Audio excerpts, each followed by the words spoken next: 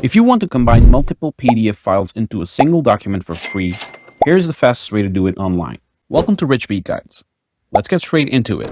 Open your web browser, head to Google, and search for Combine PDF. You may use the first link, but I'll skip the first result and click on iLovePDF.com. It's easily the best and cleanest tool for this. Click the large red Select PDF Files button.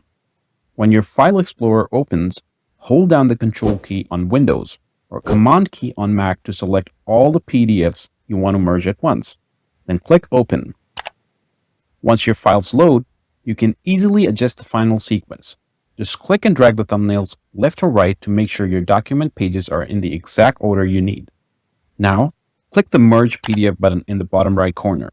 The site will instantly combine your documents and automatically download the final merged file straight to your downloads folder. If this quick fix saved you some time, smash that like button and subscribe to Rich B Guides so you always have a tech toolkit right in your feed. See you in the next one.